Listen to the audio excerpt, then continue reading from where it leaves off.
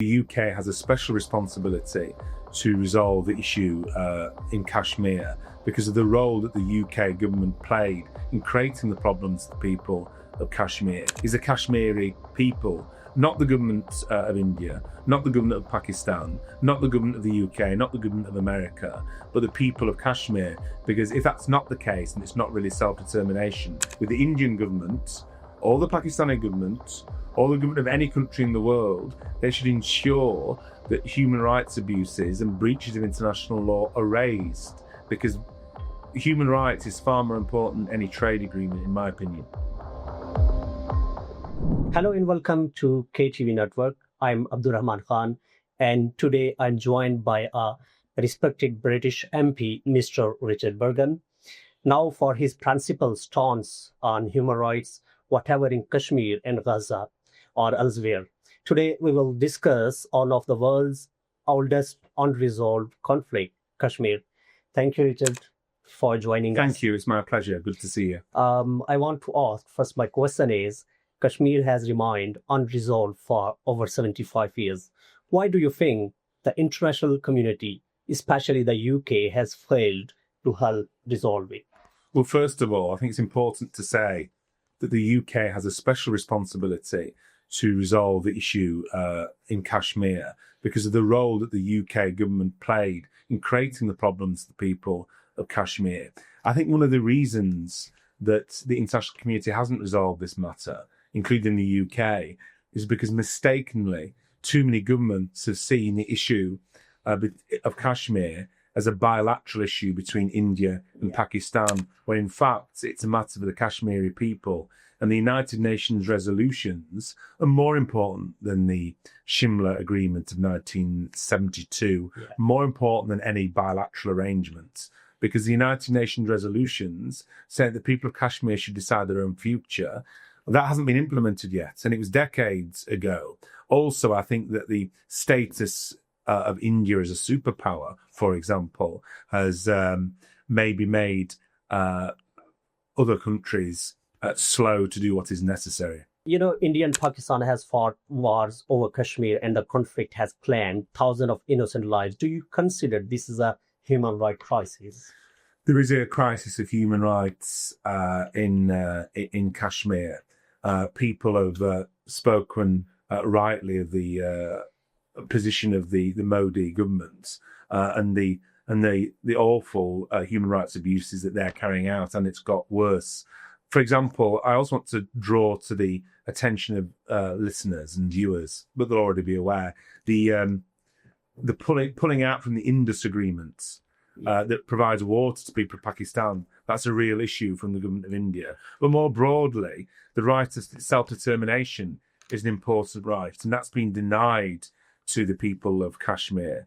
And so the people of Kashmir need to be given the right to determine their own future. Now, different people in Kashmir have different views about what the future should be, but we need to be clear that the only group of people who should decide the future of Kashmir is the Kashmiri people, not the government of India, not the government of Pakistan, not the government of the UK, not the government of America, but the people of Kashmir. Because if that's not the case, then it's not really self-determination. So we see the human rights abuses by India. We see the issues in relation to the denial of self-determination of the Kashmiri people. But there needs to be that plebiscite, that referendum, free and fair, so the Kashmiri people can take their own future into their hands. And that's really important. I want to know what is your view would be a realistic and powerful, is a peaceful solution to the Kashmir issue, especially with three nuclear powers is involved, India, Pakistan, and China as well. Well, Kashmir is, as you say, between three superpowers, really. Yeah. Pakistan, India, and China. And in that context, it's been very hard for the Kashmiri people to get their right for self-determination. We can't see Kashmir used as a political football between different powerful, bigger countries. And I think that's one of the reasons why the plight of the Kashmiri people hasn't been resolved. Self-determination is an important principle. people are campaigning for and have done for generations. And that's why it's even more important that the United Nations resolutions are implemented. And the United Nations, not this superpower or that superpower, it should be the United Nations resolutions which are implemented.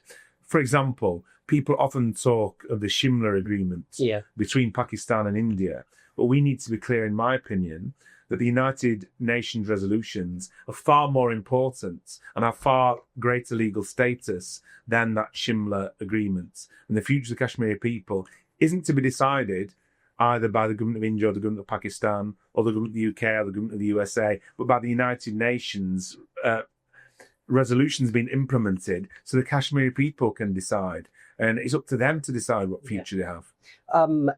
Indians stripped Kashmir's special status in 2019 without a local consent. How do you see this act in terms of international law and democratic principle? Well, it was another authoritarian breach of legal rights by the Modi government. Absolutely appalling. And people have seen the way the Modi government is treating the Kashmiris. It's completely appalling. But of course, the Indian government has very powerful allies. But we should always, when it comes to trade, we should always ensure that human rights and self-determination is at the heart of trade agreements that the UK government strikes. Yeah. And so when the UK government is having conversations with the Indian government or the Pakistani government or the government of any country in the world, they should ensure that human rights abuses and breaches of international law are raised, because human rights is far more important than any trade agreement, in my opinion. Most of the time we are watching and seeing you have spoken out for Palestine. Do you see similarities in the global silence on Gaza and Kashmir, where civilian populations suffer but major powers stay quiet? I think there's human rights abuses all over the world that too many governments are silent about. The thing that makes the genocide in Gaza perhaps different is the fact that the UK government has been providing weapons to the government there, the government of Israel, and the UK government hasn't been doing what's necessary in terms of sanctions, in terms of an end to arms sales, in terms of ceasing trade with the occupied territories. The UK government has a role there, and that needs to change. But ultimately, human rights are there for everyone, because human rights apply to everyone or they apply to no one. The whole point of human rights is that they are universal, whether it's the human rights of people in Gaza, the human rights of people in Kashmir, the human rights of people around the world, the human rights of refugees fleeing war, torture and persecution. The whole point is a universal declaration of human rights. Reports of massive arrest, torture, bullet guns and civilian deaths continue in Indian administrative Kashmir. Should there be an independent international investigation to these abuses? I think that is what's needed, because the reality is the government in India, Modi's government, can't be trusted to investigate themselves. They are the perpetrators of human rights abuses against Kashmiri people. So these horrific incidents need to be independently investigated, yes. India accuses Pakistan of sponsoring terrorism and Pakistan accuses India of human rights violation in Kashmir. But isn't it the ordinary Kashmiri who suffered the most? Ordinary Kashmiris are really suffering.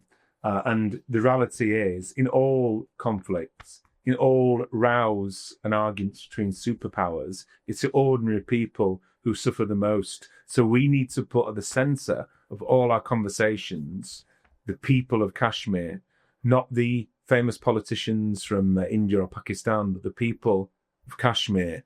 Because when we're talking about self-determination, when we're talking about who suffers as a result of conflicts between superpowers, it's the ordinary people who suffer the most. Right. So what specific step can you take as a British MP to highlight Kashmir in the Parliament or push for a UK-led initiative or peace or accountability? So I recently held a meeting in Parliament where members of the Kashmiri diaspora, including from my constituency, came to discuss the situation in Kashmir and to discuss the campaign for self-determination. As a result of that meeting, I'm writing to the Foreign Secretary, David Lammy, to raise the issues raised in that meeting. I've held a number of conferences in Parliament for different groups in the Kashmiri diaspora. There are different views, and it's my job to ensure that the views of the Kashmiri diaspora in my constituency are aired in Parliament. But members of Parliament can raise these issues either in writing with the Foreign Secretary, they can raise them verbally in Foreign and Commonwealth Office questions. We can also organise meetings in Parliament and discuss what needs to be done. So MPs have an important role to play, but any campaign for the self-determination for the Kashmiri people needs to be led by the Kashmiri people. I'm really pleased on that note that Imran Hussain, a proud Yorkshireman, but also a Kashmiri by descent, has become the chair of the all-party parliamentary group on Kashmir. He's the Labour Member of Parliament for Bradford East. He feels very strongly that Kashmir needs its birthright, which is its self-determination. He feels very strongly that Kashmir and its future is not a bilateral issue between India and Pakistan, but is a matter for the Kashmiri people. I think he's doing a great job in that role as chair of the all-party parliamentary group. But what we need as well is a Kashmiri diaspora-led campaign in the UK for self-determination of the Kashmiri people. I think it's wonderful to see how many young people become involved in the campaign for justice for the Palestinian people, campaigns for action against climate change, campaign for justice for working people. And so I think it'd be great to see even more young people get involved in the campaign for Kashmiri rights and Kashmiri self-determination. That can help to shift the position of the government so that the UK government takes the leading role that its historic responsibility demands in order to ensure that those United Nations resolutions, decades old, are actually finally implemented and the Kashmiri people have their self-determination. Labour have faced criticism from some communities for not speaking up on the foreign policy issue like Gaza and the Kashmir. Is there still space in Labour for moral voice like yours? Well, there has to be, and I'll carry on speaking up for Gaza, speaking up for the Palestinian people, speaking up for the Kashmiri people. Regardless, I'll carry on doing that. I'll carry on campaigning for a foreign policy which puts human rights first. We need, in the words of Robin Cook, a former Labour foreign minister, we need a foreign policy that's an ethical foreign policy. I think we need a more independent foreign policy. Too many British governments have more or less just done whatever the United States wants in relation to foreign policy. We should also think for ourselves. And that means not always just taking the position of the United States, whether that be in relation to Kashmir, whether that be in relation to Israel and Palestine, or Iraq, or Afghanistan, or Libya, or anything else. So I'll carry on raising these issues, because I think the wider point is our foreign policy needs to be pushed through the prism of international law, human rights, conflict resolution, self-determination, through the preservation of international law, and not through the prism of geopolitical alliances, because a human rights abuse is a human rights abuse whichever government commits it. A war crime is a war crime whichever government commits it. It doesn't matter whether that government has historically been an ally of this country or not. Yeah. The law, international law, has to apply to everyone, because if the international law doesn't apply to everyone, then it's not worth the paper it's written on. So I'll continue to fight on these issues. I'm an internationalist because I believe that internationalism is an important part of our duty as socialists, but also our duty as human beings, because the human rights of every single human being on this planet is vitally important. I really appreciate it. Richard, Labour has recently proposed tougher immigration rules, including longer settlement times and ID cards for immigrants. Do you think this shift could affect Labour supporting among migrant communities in the next election? Well, I'm very concerned at a number of the policies that the Labour government has pursued, and that's why on a number of occasions I've voted for my constituents and with my conscience against the Labour government whip. Indeed, I've suspended from the Parliamentary Labour Party for 6 months straight after the general election for voting for an amendment to scrap the two-child benefit cap a cap which keeps people in my constituency, keeps children in my constituency in poverty. So I'll always do what I think is right by my conscience and by my constituents when it comes to these issues. And look, we need to have an end to the hostile environment for migrants and minorities that the previous government ushered in. But I'm concerned that Labour is trying to out-reform sometimes with its rhetoric. And we can't have policies which make life difficult for people who make life more difficult for people who contribute so much to our communities.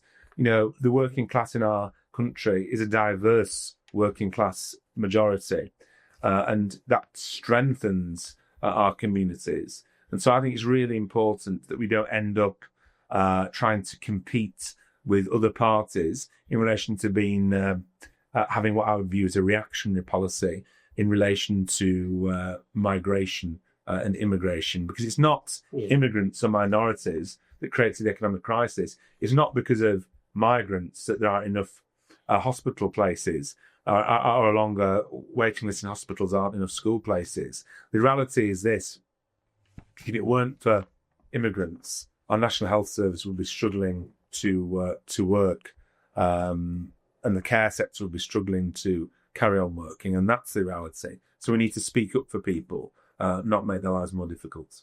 Right. So what role should the UK play, given its colonial history and the fact that many British Kashmiris are still affected by the unresolved Kashmir issue?